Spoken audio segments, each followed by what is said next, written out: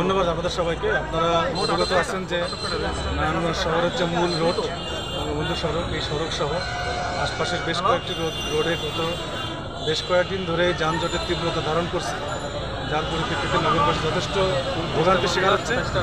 এই বিষয়গুলো বিবেচনা করেই নারায়ণগঞ্জ সিটি কর্পোরেশনের আয়োজনে নারায়ণগঞ্জ জেলা প্রশাসন, নারায়ণগঞ্জ ডিস্ট্রিক্ট পুলিশ, বিআরটিএ সহ এবং আমাদের সবচেয়ে সহযোগিতা করছে সেনাবাহিনী সহ আমরা একটা অভিযান পরিচালনা করেছি। গত সপ্তাহে করেছি, আজকেও করেছি। আজকে আমরা এই পর্যন্ত এই যানজট নিরসনের জন্য আমরা প্রায় 29টা গাড়িকে বিভিন্ন প্রসিকিউশনের আওতায় এনেছি এবং প্রায় 27টা গাড়ি, বিভিন্ন গাড়ি, ট্রাক, বাস, সিএনজি, লেগুনাই জাতীয় বিভিন্ন গাড়ি, যাদের কাগজপত্র পরিচালনা কন্টিনিউ করবো এবং আশা রাখি এইভাবে করতে থাকলে একটা সময় আমাদের এই নগরবাসীর জন্য স্বস্তির শহর হিসেবে পরিণত হবে এবং যানজট নিরসন হবে বলে আমরা আশা করি।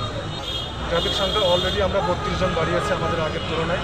তো তারপরে আমরা 32 জন বাড়ালে আমাদের কিছু পোস্টও বেড়েছে। তো সব কিছু মিলে আমাদের কার্যক্রম চলমান আছে। তো আশা করি এবং আরও কিছু নীতিমালা আমরা প্রণয়ন করতেছি। আপনারা জানেন যে গত কয়েকদিনের মধ্যে আমরা সিটি কর্পোরেশন, জেলা প্রশাসন বিভিন্ন পর্যায়ে দফায় দফায় মিটিং করেছি।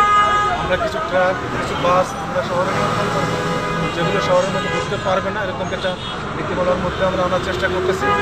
আশা করি ওই নীতিমালাগুলো বাস্তবায়ন হলে আর পাশাপাশি আমাদের এই অভিযানগুলো কন্টিনিউ চলমান থাকলে তো আশা করি যে অল্প দিনের মধ্যে এই যানজটটা আরও নিরসন হবে, মানুষের সহনশীলতার পর্যায়ে চলে আসবে। ধন্যবাদ।